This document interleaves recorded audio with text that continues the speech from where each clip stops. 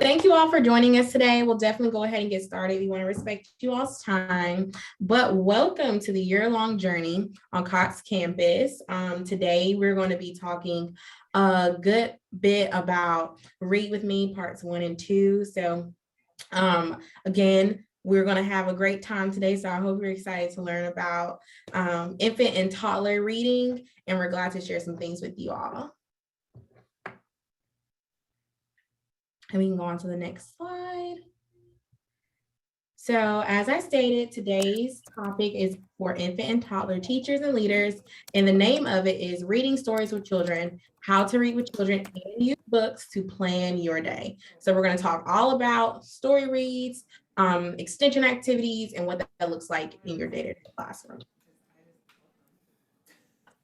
All right, first we'll start by introducing ourselves. My name is Nathan Thompson, and I'm a birth through 5 facilitator at the Rollins Center. And I appreciate you all being here. This is a little bit about me. I've been in education about 22 years. And I really love that I get to learn alongside coaches, teachers, and children. So that's one thing I just love about my job. And a little personal thing, I like to swing dance. I'm not great at it, but I used to be better. So I'm trying to work on that, but I really love to swing dance. And I'm going to pass it over to Alicia. Hello, everyone. My name is Alicia Grace, and I am a birth to 5 facilitator as well. I've been in education for 6 years. I love working at the Rollins Center because I love focusing on language and literacy all day. I've always been a fan of reading and writing, and so definitely this is, a place where I feel like I can focus my talents in. And my cool fact is that I love Disney World. I've gone to Disney World since I was like 3 years old, and I've gone pretty much every year. Since I've been an adult, we've slowed down a little bit, but definitely some great memories around Disney. So, but happy to see everybody here today. And yes. All right. So we like to get to know you a little bit. Some of you are already doing this, so letting us know what state you live in. And if you haven't done that, you can put it in the chat. Also, how confident do you feel in your current knowledge and practice? Now, this one specifically is, I believe, in the poll. Is that right? Yes. Yeah, so you can put these in the poll. Oh, Southern California, Mississippi. I love all these states popping up. Good to see everybody. Awesome. Awesome. So if you go down to, there should be a section for, that's a good question. Where's the poll? It actually might not be a poll. So if not, that's okay. You can definitely drop it in the chat, which I see a lot of people have done. Yes. All right. All right. I see some familiar names in here. Yeah, coast to coast. I love it. Somebody said I feel semi-confident, and that is okay. Thank you for being honest. Awesome. All right, I think we can go to the next slide. Oh, I like these. Out of practice, fairly confident. Could always learn more. I love it. Yes. All right, so just to kind of show you a little bit about our core values, the way that we the things that we find important as our values at Cox Campus. These are our 5 core values. It's rewarding, it's empowering, connecting, safe, and essential. Those are our values, and there's a little bit of information there, and you can find more information about this on Cox Campus.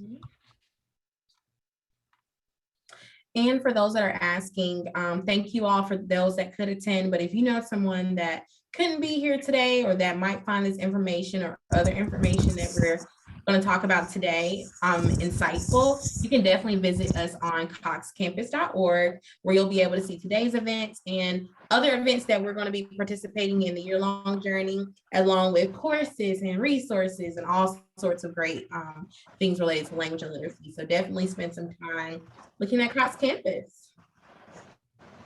Also, if you are new to Cox Campus, feel free to sign up for a membership today. Memberships are completely free, It takes literally 1 minute to put your information in and get some information set up for you to create your membership. And once you do that, you'll be able to take courses, download resources, and connect with other people in the community. All right, so as Alicia mentioned, we're going to be talking about the strategy of tips today around the course of Read With Me and Read With Me Part 2 that are on Cox Campus. So our learning objectives today are, we're going to learn how to use anchor books, and I'll talk to you a little bit about what that is in case you haven't heard that term, anchor books, but how to use those to implement the tips practice in the classroom. And of course, we'll go into more detail about what tips is. We'll learn how to embed vocabulary from the anchor book throughout the day. And then we're going to learn how to create extension activities to help support children's learning around an anchor book so that we do have those opportunities for the children in the classrooms throughout the day.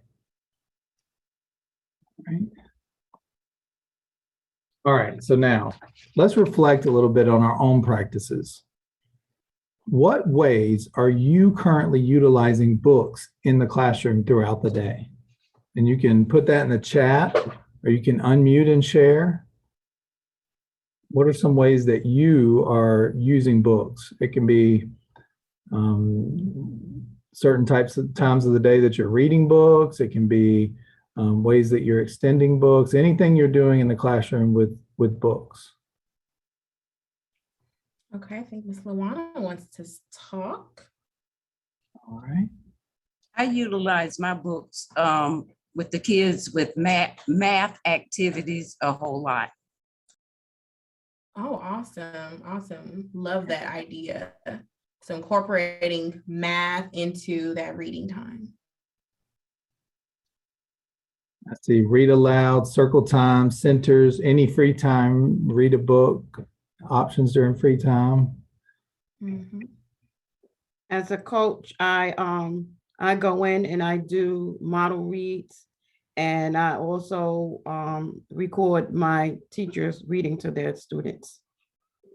Love that. Love that. Thank you, Luana. And I think now more than ever, especially with everything in the world, it's so great to have that video coaching or that video recording of those books, you know, just so we can have another way to see learning still progress and grow. So that's awesome that y'all are doing some recording in the classroom. Awesome. Someone else said they use it to take pictures, create their own books. So definitely using that for a way for the students to engage with the books. Great. Small group activities, love that. Okay, awesome. Great. Well, Lots of thank great. you all for sharing, definitely. Okay, so we're going to spend some time talking about the elements of the ecosystem. And so when you're thinking about an ecosystem, I want you to think about everyone that comes into contact with that child within the day. So on Cox Campus, we talk a little bit about ecosystem and the elements within it, but the element that we're going to be focusing on heavily today is the one around anchor books or books. So this is integrated planning and teaching around an anchor book, which is our 5th element in our ecosystem measure.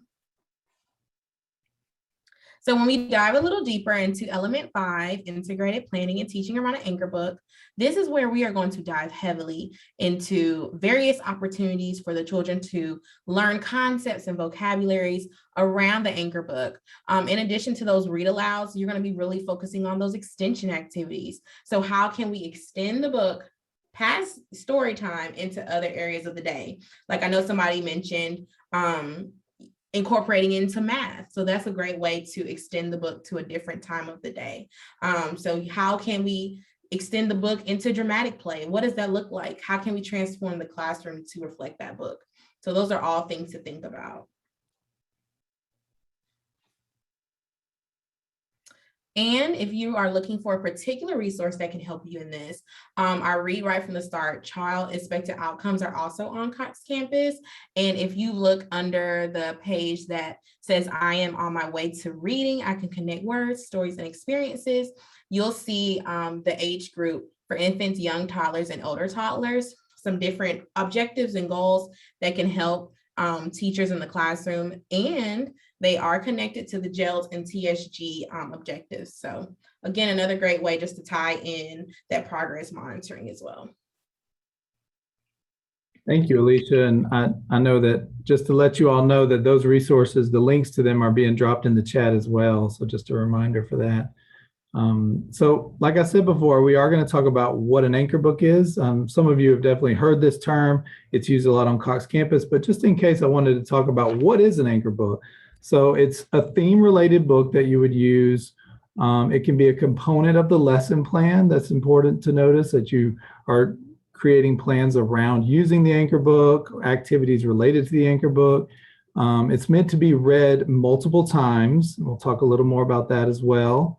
It is a sophisticated storybook, and it includes concepts and vocabulary that can be used throughout the day. So this is kind of a summary of what we would consider an anchor book. All right, so now let me tell you about the benefits of multiple reads. So, and this is actually taken from a resource on Cox Campus, which will be dropped in the chat as well. So the benefits are, by reading a book at least 3 times, you help children to build language and vocabulary, engage in meaningful conversation, and then nurture that critical thinking, and create powerful, determined learners and problem solvers. So by reading it multiple times, you're really connecting opportunities to connect meaning for the children. So if you're doing activities around the book, coming back to the book itself brings that meaning and that connection back to them. So they're having those experiences, reading the book, having more experiences, reading the book throughout the week, throughout a lesson, those kind of things. All right, so this is another resource on Cox Campus. It is a poster that gives us an overview of what TIPS is. So we're going to dive deeper into each of these components, but the T is for tuning in, the I is to introduce the book, P is for promoting language, and then S is to summarize and go back and summarize the book. So let's break it down, Alicia. Absolutely, Nathan. So let's start off with the T, tune in. And so when you hear the word tune in, it's kind of exactly what you're thinking. Like, you're really tuning into where the child is, definitely tuning into their world and into their interests. So you're going to engage the children in either a song or a finger play to grab their attention. So for one example, you might sing "Rain, Rain, Go Away." You might sing that prior to reading a story about spring or, about the weather. And so that's just a great way to capture the child's attention, to get them excited about the book. And so those are some great examples of how you can tune into the child.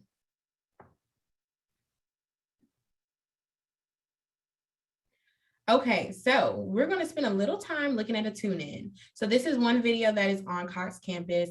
And by the way, there are lots of great video resources on Cox Campus if you just want to, play around with those a little bit. But we're going to watch about 2 minutes of this video. And I want you to spend some time really looking at the way that the teacher tunes in her young toddlers. Good morning, Natai. How do you do? Good morning, Eleanor. How do you do? Good morning, Miles. How do you do? How do you do? How do you do? How do you do? Choo choo. Good morning, Ellie. How do you do? Good morning, Ella. How do you do? Good morning, Miss Ebony. How do you do? How do you do? How do you do? How do you do? Let me hear you. Choo choo. Today we have a story about a train. Okay. Natai, do you see this? Look at. So again, thinking about what we just saw, I want you to take notice of what the teacher did to tune in, and then also how did the children respond? And so definitely come off of mute, put it in the chat, but we would love to hear what you have to say. Go ahead, Miss Luana. What I noticed is that the children were engaged, they were responding, and their own little verbiage, trying to sing the song, mock her in the song, and they were moving their bodies about and enjoying the song. So before reading, she engaged them in a little song to get their attention and get them ready and active for the book. Absolutely, absolutely. Thank you so much for sharing that. And you're exactly right. She got the kids engaged. They started, doing the little dance moves and singing along with the teacher. And so they were excited about the book. I see some other people dropping some things in the chat. So definitely someone said that they were individualizing their names. Absolutely. And that's a great way also to really get the children tuned in, because by hearing their name, they're like, oh, my teacher's talking to me. It must be story time. It's time to do something fun. And so that's a great thing to do as well. Yes, clapping, singing, making eye contact. Yes, absolutely. Y'all have some great ideas. Love it. Yes, absolutely. Hands-on, yes. Mm-hmm.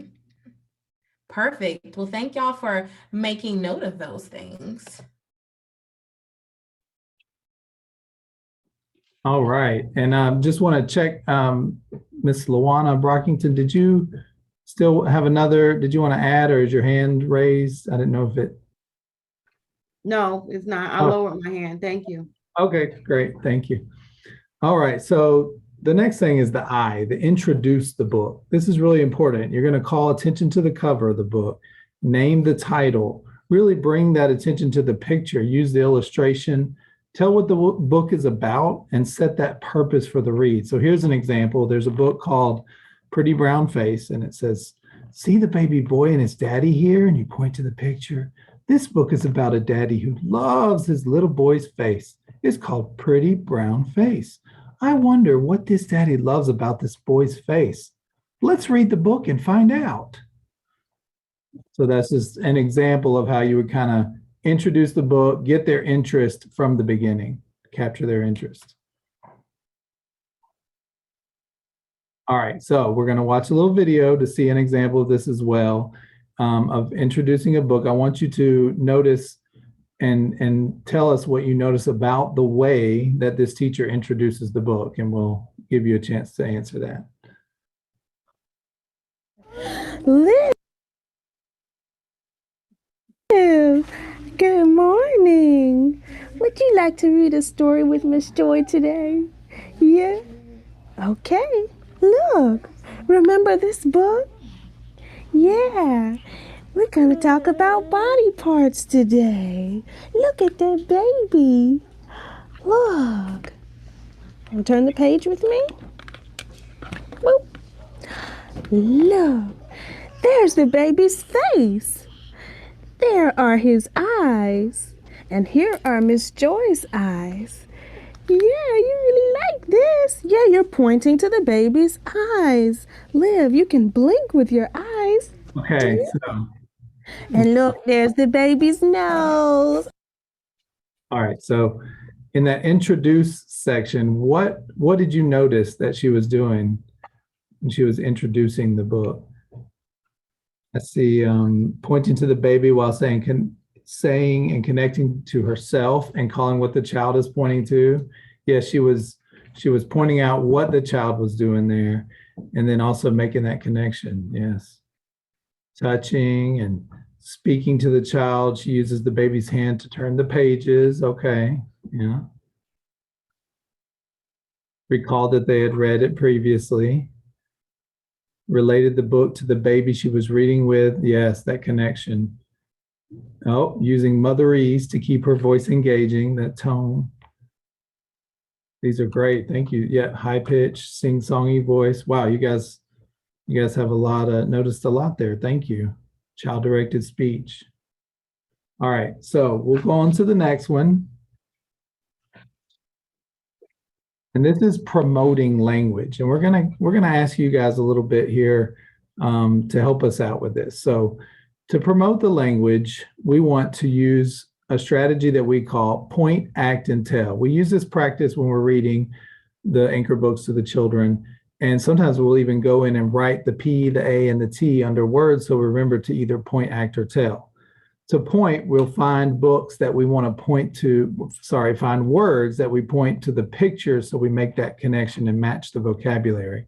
For acting out, We might go, wee, and act out something in the book, or have the children act out with us. So using facial expressions and really pointing out those act out words that we want to act out. And then telling is really just giving that child-friendly definition. So if we think it's a word that we want to add some information around that word, then we have a child-friendly definition ready and prepared so that we can just read along and give those examples. So there's some examples here, but I want to go on to the next one and ask you all to put in the chat or unmute. This is a book called Baby Loves Spring, and it says, "What's fluttering behind the bush?" And then you flip it open, it says, "There are some beautiful butterflies. What's squiggling in the dirt? Here are some wiggly worms." Out of those words on the 2 pages shown, what words do you see that could be pointed to or acted out or given a child-friendly definition? Point, act, and tell. I see squiggling and worms, butterflies, bush. Okay. We can act out squiggling or wiggly worms. Have the children do it. They get engaged and it's fun. Butterfly. Okay. Pointing to the butterflies. Pointing to the bush. Let's see. Acting out fluttering. Okay. Behind. You can act that out as well. Beautiful, you could say beautiful, very pretty butterflies, and just kind of throw that definition in there. All right. Oh, sign language for certain words if needed. Okay. Thank you all so much. These are great. Yes, there are a lot of words in these 2 pages that can be engaged with through the PAT strategy. So thank you. We'll go on to the next slide. All right, and so now we're coming to the S. So summarize. When you are summarizing the book, you are going to first flip back to some of the previous illustrations and focus vocabulary. So if I'm reading a book, I might go to the beginning of the book, show a few pages from the middle, and then show a page or 2 from the end. And then also, again, uplifting those vocabulary words that I use the PAT strategy for. Also, you're going to encourage the toddler to point to pictures that show the meaning of keywords. So, for example, I might point out to the word butterfly, or I might say the word butterfly and have the toddler point to the butterfly, or squiggling, and I might ask them to show me squiggling. How do you squiggle? And then, they'll move their little bodies. And then from there, we're going to ask simple questions about events, characters, actions, or feelings. So notice how we put the question at the end of the read. We do not want to ask a question in the middle of the read because we really want that child to really be tuned into the story and really have that critical thinking going. So we definitely want to make sure we save that question for the end of the read. And as we are asking those questions and as they are, calling out words and answering those questions, we want to make sure that we are responding in a way that is a great model for that child. So we want to make sure that we're acknowledging their answers first, but then modeling that vocabulary and those well-formed sentences. So again, for example, if they're saying squiggle, if I ask them, what is the worm doing in the dirt? Squiggle, then I might come back and say, you're right, the worm is squiggling in the dirt. Very good. Okay. So now that we've talked about summarizing, we've talked about tips and what that looks like, we want to spend a little time diving into vocabulary and extension activities. So when you're thinking about vocabulary, again, these are focused words that are related to different concepts and different things that happen in the book. Some of these words might be tier 2 words, or it's more sophisticated words that we use. And so we definitely want to make sure that we are being very intentional with pushing these strong vocabulary words into the book and also into various parts of the day. So right now we're looking at the cover of Biscuit Visits the Doctor, and the vocabulary words that are focused in this book is puppy, scared, doctor, and brave. So I just want you to think about it for a minute and then definitely come off mute and share in the chat. But how do you think you can use some of these words throughout the day? we've just read Biscuit Visits the Doctor, and I'm trying to incorporate these words into various parts of my day with my kids. How can we use some of these words into different parts of the day? I see Kimberly raised her hand. Okay, go ahead, Miss Kimberly. Oh, okay, maybe not. Miss Lawana, did you have something to say too? Yes, you can also use these words during center times, especially dramatic play. If you have doctor's equipment in your dramatic play area, you can push those words in as you engage with the children. And throughout the day, if they're going outside, you can ask the kids to be brave in what they're doing as you're watching them throughout the day on the playground.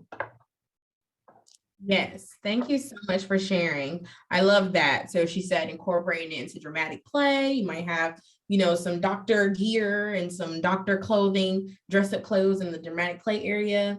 Also introducing some of those words into outdoor play together. Absolutely love those. Anyone else want to share how they might use some of these words throughout the day? Feel free to put it in the chat as well. Kimberly Warren, you are, you can go ahead and take yourself off of mute.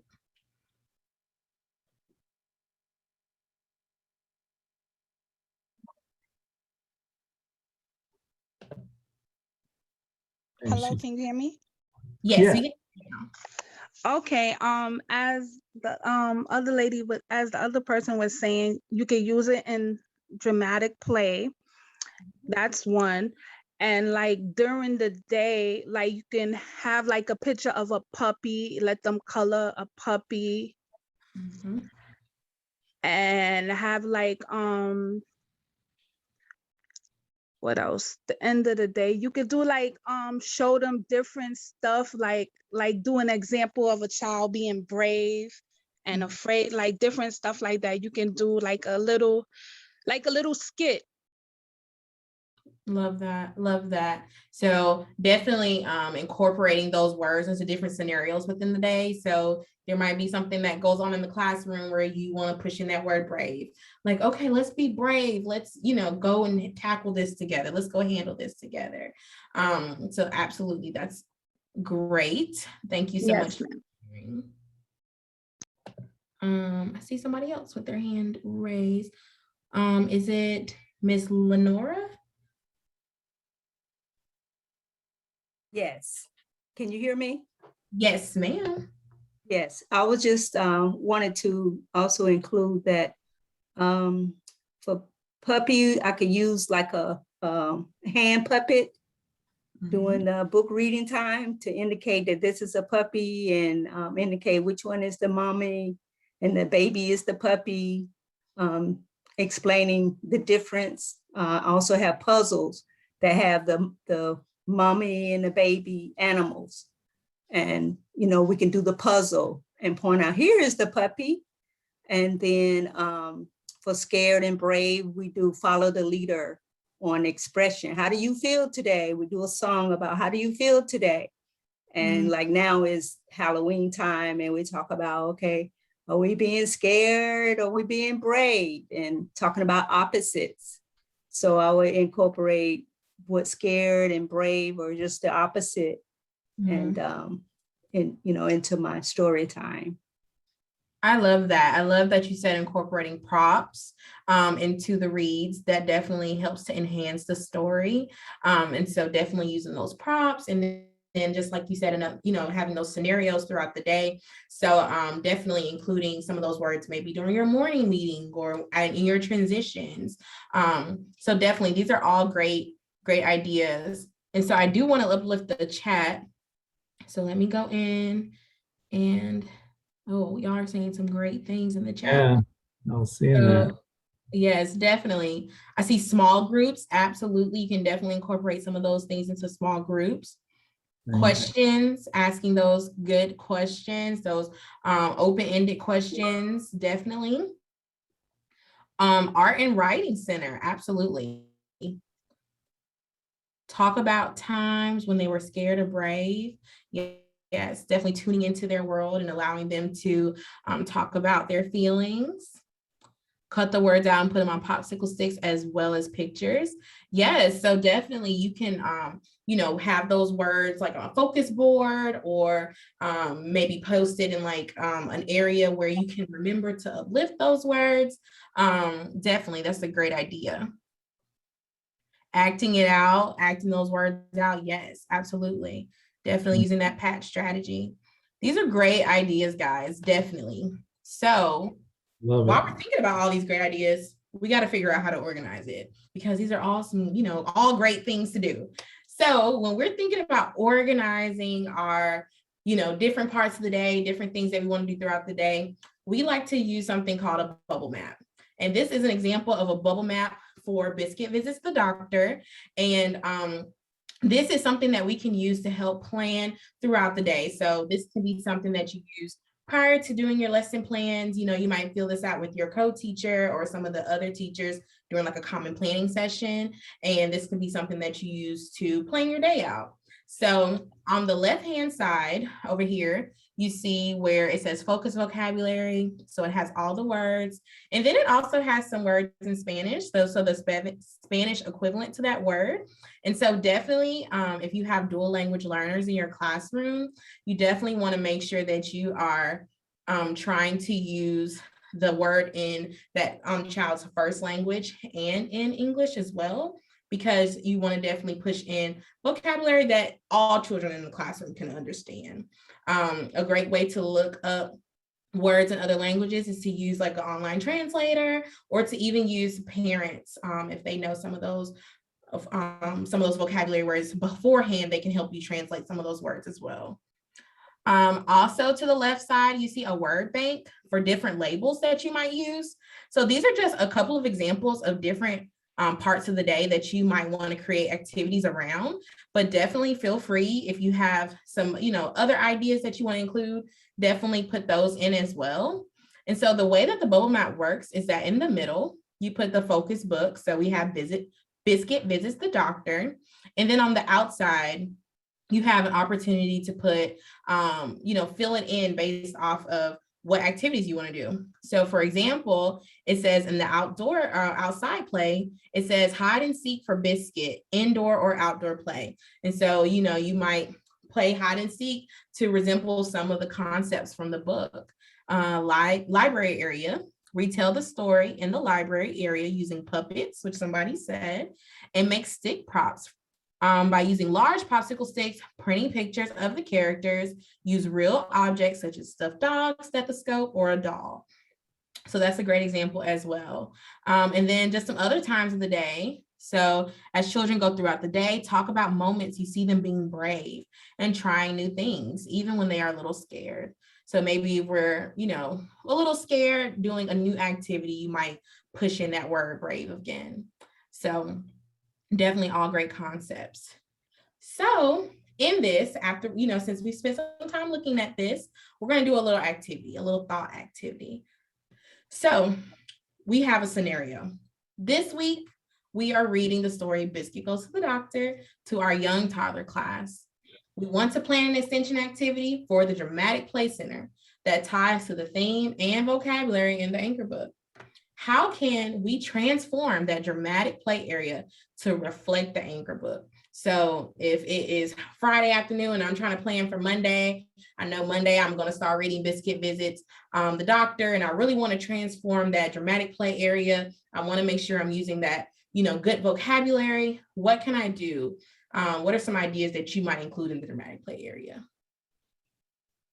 And again, feel free to come off mute, drop it in the chat, whatever feels comfortable for you. I think you can make the dramatic play area as a vet, where the kids can, if you have a puppet of a dog, you can let them pretend that they are the vet and that they are taking care of the dog. I love that idea. Definitely vet. Definitely. I love that. Have the kids work together as they are playing, animal doctors. Somebody else said yes to role playing. Let me see in the chat. I think Lenora has her hand raised again. Is that right? Okay, absolutely. Go ahead, Ms. Lenora, and we'll read the chat after. No, I just forgot to lower my hand. That's okay. Okay, you're fine. So yes, vet outfits, first aid kit, child-friendly stuffed animals. Sarah said doctor props, sample doctor notes for children to write on. Yes, so embedding that writing center within that too. So now they're practicing how to, write a prescription or a doctor's note. The dressed up clothes, absolutely. Using props, pictures, decorate the things around the topics, role playing, dress up. Y'all have some great ideas. Like, I know your classrooms are fun. Short dramatic play with volunteers, teacher or older kids. Love that idea. Using props to introduce the story. Everybody has great ideas. So yes, those are some great ideas to incorporate. Absolutely. So we're going to go to the next slide. And as you see, it says you can transform the dramatic play center into a doctor or veterinary's office. So y'all were right on target. Let's see. Somebody put in the chat. Could you also talk about when they go to the doctor, their feelings? Absolutely. Yep. That goes back to that tune in. And so while we're talking about tips in those small groups in that dramatic play area, you can also use our talk strategy, which is where you're really tuned in to tune into what the child is saying and doing in that moment. And so you can use that to help engage in conversation around their own experiences with going to the doctor and how that makes them feel. Or even, if they have experiences going to the vet with their pet. So that would be definitely a great way to engage in conversation during that center time. Absolutely. Yeah, I'd like to point out here too that I'm glad you brought that up, Regina, as well, because, as you can see here, Alicia went through the word bank here. And the fact that it has throughout the day, a lot of times we get focused on those different centers and we think, okay, how are we going to plan the centers? But even planning those conversations, planning those times that, when we're sitting down and eating or we're transitioning, we have in our mind this idea that we've read this book, and somebody mentioned like follow the leader, that's an activity, but it also can be a transition. We're going to line up and see who's brave and we might be a little scared to go outside sometimes because we're worried that it's going to be cold, or just thinking of different situations where it's in our mind, we're already planning, and we have this bubble map where we have that throughout the day section, which I love so much. Throughout the day, transitions is on here, and so not just thinking in terms of an activity always. I mean, those are important as well, and those centers and those parts of the classroom, but also just throughout the day. Yes, absolutely. Love that, Nathan. Ms. Kimberly, yes, you can also have a doctor come in the classroom as well. I mean, definitely parents and families are a big portion of what we do. And that's actually one of our ecosystem elements, is engaging the family and the families as partners. And so definitely if that's, if a classroom parent or one of the moms or dads in the classroom, grandparent that is a doctor, definitely invite them in to come and talk about what they do and to engage the children a little bit more. Those are all great examples of how you can continue to push that book throughout the week. Because remember, we're not just reading it once, we're reading it multiple times. And so there's definitely, plenty of time to engage in all of these fun activities. Awesome job, guys. I know one thing that we think about COVID restrictions, but we can do it virtually as well. So that's an option, just having a parent come in or a doctor visit through a virtual field trip, a virtual tour, or a virtual conversation, or a book. So there are a lot of options virtually as well. Absolutely. Okay, and so I know today we've been dropping a whole lot of resources in the chat, but I did want to just remind you that a lot of these resources are also on Cox Campus in the resource library. And so if you go on Cox Campus and you go under educators, you'll definitely see If you click the educator tab, you'll be brought to different resources, and you can definitely type in what you're looking for or use our search bar as well. But some different resources that will be really important based off of today's conversation is, of course, our bubble map template, which was dropped in the chat. Also book guides. And so we have a plethora of books on Cox Campus that already have book guides to come along with the book. And what that is basically we already have put in a tune in for you. We've told you kind of what to say to introduce the book. We pointed out that key vocabulary that you might want to point, act, and tell. And we've even written a little blurb for the summary. And then so what you do is you kind of use that to plan how you're going to read the book to the children.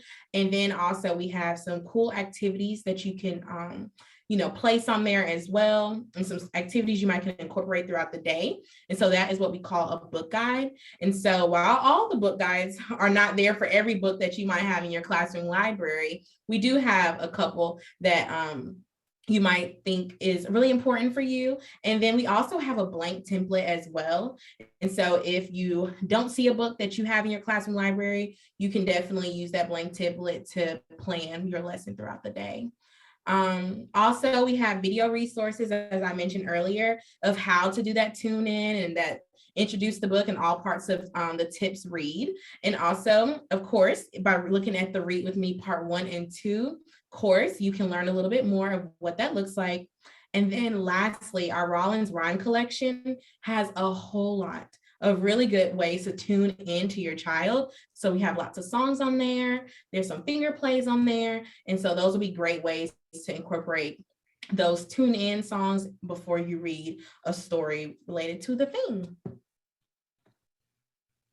All right, so I know we reflected in the beginning on our own application and what we're doing, but let's reflect again. Let's reflect, what is one thing that you will try out in your classroom now that you've learned more today and explored these ideas? What's something you want to try out in your classroom? So share in the chat your next step. What is your next step? What is something that you're going to take tomorrow or next week, and you're just like ready to apply this to your classroom around anchor books, tips, PAT, the extension activities, the bubble maps, everything we've gone through today? What's something you're going to take with you? And you can put it in the chat or you can unmute yourself.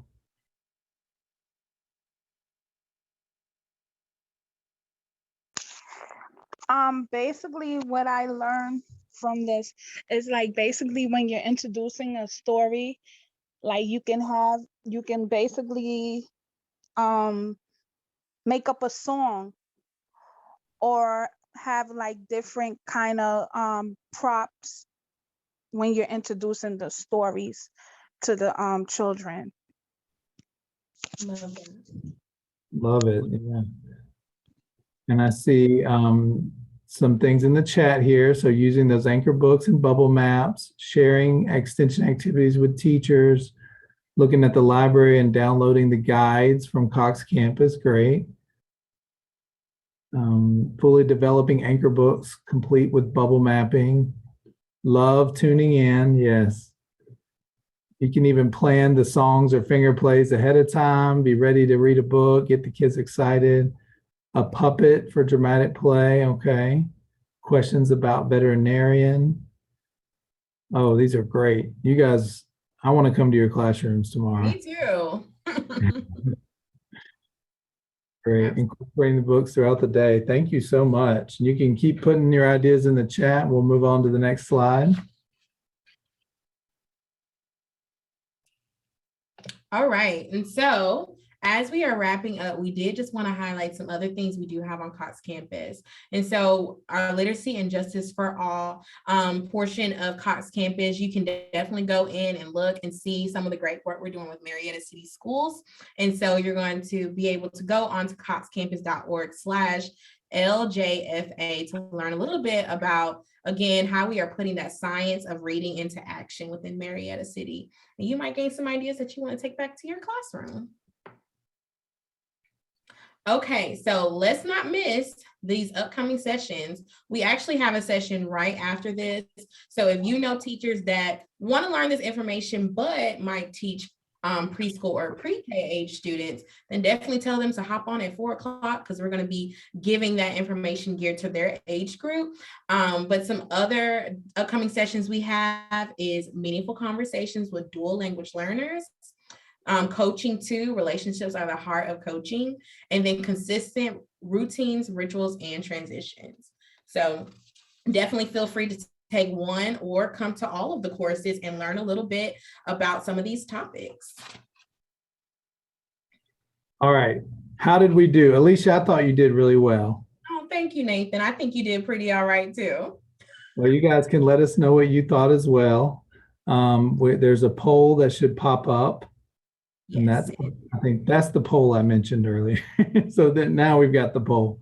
And you can put in your answers to those questions on how do we do.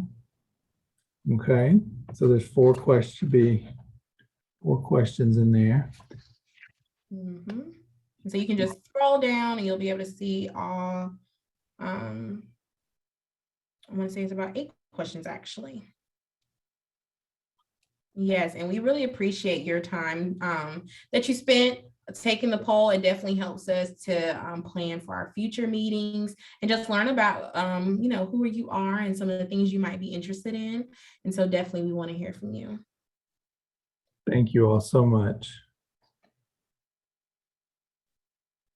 We have one more thing to share with you as you're doing that. All right, so we want to hear from you. Your voice is critical to the work that we do and that we produce on Cox Campus, so help us improve your experience. All right, so we're excited to continue to grow and improve. We're currently working with a market research firm to better understand courses, resources, and tools our members are interested in, and we would like to see on Cox Campus and things we would like to see on Cox Campus. We would love for you to participate. So within the next business day, our team will follow up via email to all of you who attended today with a link to a 10-minute survey, as well as a recording. You'll have a recording of today's session. So we hope that you will participate as we truly value your feedback. Also, right in time for the holiday break, by completing the survey, you'll automatically be entered into our $500 Amazon gift card giveaway. So that's exciting. It's very exciting. I might need to do the survey. Right. Thank you all so much for your time today. We really appreciate it. It's been a pleasure.